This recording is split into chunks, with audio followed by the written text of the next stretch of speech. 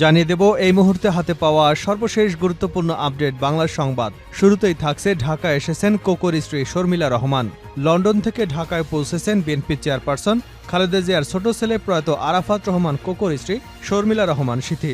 বৃহস্পতিবার দুপুরে গুলশানে বিএনপির চেয়ারপারসনের বাসভবন ফিরোজায় পৌঁছেছেন তিনি। এবারে জানাবো জাতীয় সরকার ব্যবস্থায় দেশ পরিচালনা করতে চায় বিএনপি।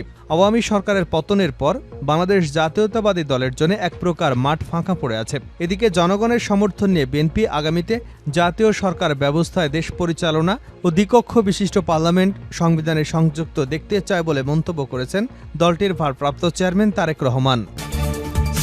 জানাবো নরসিংদীর পলাশে জনতা জোট মিলে ব্যাপক ভাঙচুর ও লুটপাট। নরসিংদীর পলাশে আকিজ বশির গ্রুপের মালিকানাধীন জনতা জোট মিলে ব্যাপক ভাঙচুর ও লুটপাটের ঘটনা ঘটেছে। গতকাল বৃহস্পতিবার রাত ৮টার দিকে উপজেলার জনতা জোট মিলে এ ঘটনা ঘটেছে। জানিয়ে দেব সীমান্ত হত্যা বন্ধে অন্তর্বর্তী সরকারকে কার্যকর ভূমিকা গ্রহণ করতে হবে। মৌলভীবাজারের কুলাউড়া সীমান্তে ভারতীয় সীমান্তরক্ষী বাহিনীর গুলিতে বাংলাদেশি কিশোরী স্বর্ণা দাস নিহত হবার ঘটনায় তীব্র নিন্দা ও প্রতিবাদ জানিয়েছে বাংলাদেশ কমিউনিস্ট পার্টি। সিপিবি বলছে, সীমান্তে একের পর এক গণহত্যা হলেও কোনো প্রতিকার হচ্ছে না। এটা আন্তর্জাতিক রীতিনীতি বিরোধী। সীমান্ত হত্যা বন্ধে অন্তর্বর্তী সরকারকে কার্যকর ভূমিকা গ্রহণ করতে হবে। জানাবো মাদারীপুরের শিবচরে আওয়ামী লীগ নেতার নেতৃত্বে সানাল মাতবর নামের এক বিএনপি কর্মীকে কুপিয়ে জখম করার অভিযোগ উঠেছে। বৃহস্পতিবার সন্ধ্যা ৭টার দিকে উপজেলার দ্বিতীয় খণ্ড ইউনিয়নের মুজাফফরপুর গ্রামে ঘটনা ঘটে। আহত সানাল মাতবর মুজাফফর গ্রামের কদম আলী মাতবরের ছেলে। এ ঘটনায় আহত সানাল মাতবরের ছেলে বাদী হয়ে শিবচর থানায় একটি অভিযোগ দায়ের করেছেন। এবং সর্বশেষ জানাবো মুসলিম দেশে কোকাকোলার ব্যবসায় ধস। ইসরায়েল এবং এর মিত্র দেশগুলোর পণ্য বয়কট করায় মুসলিম দেশের স্থানীয় বাজারে হ্রাস পেয়েছে আন্তর্জাতিক ব্র্যান্ডের পণ্যের চাহিদা। ফুলে ফেঁপে উঠেছে স্থানীয় ব্যবসা বাণিজ্য। মিশরের বাজারে জনপ্রিয়তার তুঙ্গে দেশীয় প্রতিষ্ঠান V7 কোলা। এদিকে সৌদি আরবের জনপ্রিয় কোকাকোলাকে ছাড়িয়ে গেছে কিনজাব। গাজায় চলমান যুদ্ধের জেরে আন্তর্জাতিক পণ্যের দরপতন আরও বৃদ্ধি পাবে বলে অভিমত বিশ্লেষকদের। এতক্ষণ শিরোনাম শুনছিলেন, এবার বিস্তারিত। প্রিয় দর্শক, আপনি যদি এই চ্যানেলে নতুন হয়ে থাকেন, ভিডিওটি দেখতে দেখতে চ্যানেলটি সাবস্ক্রাইব করে আমাদের সঙ্গে থাকুন। আর এই ভিডিও সম্পর্কে আপনি আপনার মূল্যবান মতামতটি কমেন্ট বক্সে জানিয়ে দিন। আর হ্যাঁ প্রিয় দর্শক, জানিয়ে দিন ভিডিওটি কোথা থেকে দেখছেন। ঢাকা এসেছেন কোকোর স্ত্রী শর্মিলা রহমান সিথি। লন্ডন থেকে ঢাকায় পৌঁছেছেন বিএনপি চেয়ারপারসন খালেদা জিয়ার ছোট ছেলে প্রয়াত আরাফাত রহমান কোকোর স্ত্রী শর্মিলা রহমান সিথি। বৃহস্পতিবার দুপুরে তিনি গুলশানে বিএনপির চেয়ারপারসনের বাসভবন ফিরোজায় পৌঁছেছেন। বিএনপির মিডিয়া সেলের সদস্য সাইরুল কবির খান বিষয়টি নিশ্চিত করেছেন। খালেদা জিয়ার ছোট ছেলে কোকো স্ত্রী সন্তানদের নিয়ে মালয়েশিয়ায় থাকা অবস্থায় প্রায় এক দশক আগে মারা গেছেন। তারপর থেকে শর্মিলা রহমান সিথি সন্তানদের নিয়ে লন্ডনে থাকছেন। সেখানে খালেদা জিয়ার বড় ছেলে বিএনপির ভারপ্রাপ্ত চেয়ারম্যান তারেক রহমান সপরিবারে রাজনৈতিক আশ্রয়ে রয়েছেন। এর আগে চলতি বছরের ২৮শে জানুয়ারি সবশেষ ঢাকা এসেছিলেন শর্মিলা রহমান সিথি। জাতীয় সরকার ব্যবস্থায় দেশ পরিচালনা করতে চায় বিএনপি। আওয়ামী সরকারের পতনের পর বাংলাদেশ জাতীয়তাবাদী দলের জন্য এক প্রকার মাঠ ফাঁকা পড়ে আছে। এদিকে জনগণের সমর্থন নিয়ে বিএনপি আগামীতে জাতীয় সরকার ব্যবস্থায় দেশ পরিচালনা এবং দ্বিকক্ষ বিশিষ্ট পার্লামেন্ট সংবিধানে সংযুক্ত দেখতে চায় বলে মন্তব্য করেছেন দলটির ভারপ্রাপ্ত চেয়ারম্যান তারেক রহমান। বুধবার সন্ধ্যায় ধারাবাহিক কর্মসূচির অংশ হিসেবে ঢাকা বিভাগে দলের তৃণমূল নেতাকর্মীদের উদ্দেশ্যে বক্তব্য দেওয়ার সময় একথা বলেন তিনি।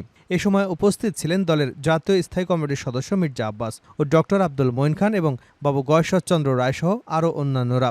তারেক রহমান বলেন, আমাদের পূর্বসূরীরা রণাঙ্গনে যুদ্ধ করে একটা স্বাধীন দেশ আমাদের দিয়ে গেছেন। এই যুদ্ধ জয়ের মূল শক্তি ছিল প্রশ্নহীন জাতীয় ঐক্য। দুঃখজনক হলেও সত্য, স্বাধীনতার পর আমরা সেই ঐক্যের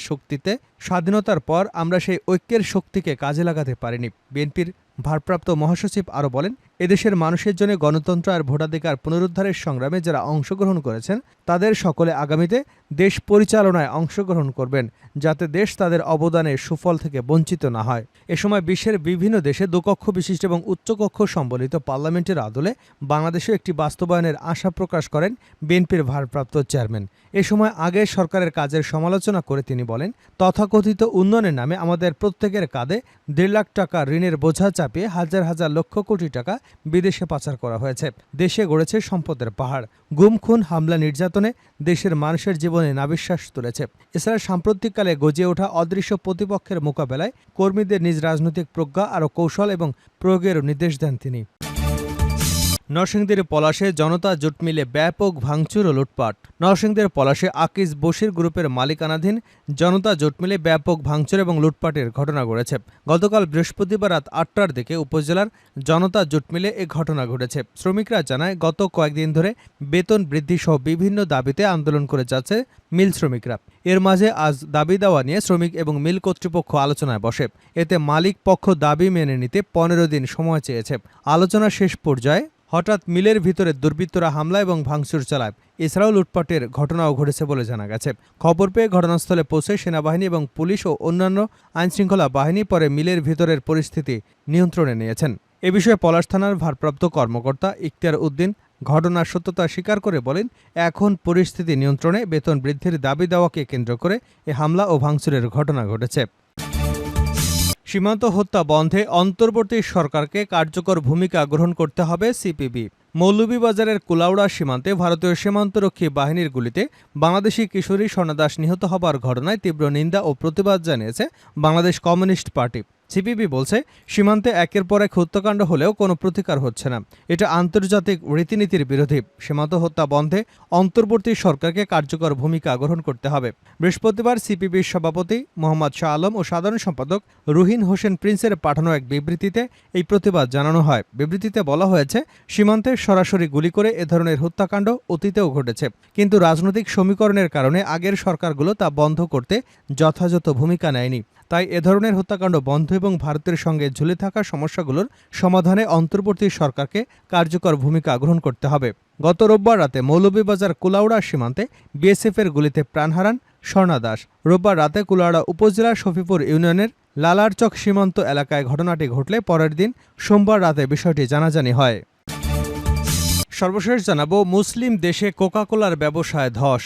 ইসরায়েল এবং এর মিত্র দেশগুলোর পণ্য বয়কট করায় মুসলিম দেশের স্থানীয় বাজারে হ্রাস পেয়েছে আন্তর্জাতিক ব্র্যান্ডের পণ্যের চাহিদা। ফুলে ফেঁপে উঠেছে স্থানীয় ব্যবসা বাণিজ্য। মিশরের বাজারে জনপ্রিয়তার তুঙ্গে দেশীয় ব্র্যান্ড V7 কোলা। এদিকে সৌদি আরবের জনপ্রিয় কোকাকোলাকে ছাড়িয়ে গেছে কিনজাব। গাজায় চলমান যুদ্ধের জেরে আন্তর্জাতিক পণ্যের দরপতন আরও বৃদ্ধি পাবে বলে অভিমত বিশ্লেষকদের। মিশরের একটি সুপার শপে থরে থরে সাজানো আছে স্থানীয় বিভিন্ন ব্র্যান্ডের কোমল পানীয়র বোতল আর ক্যান।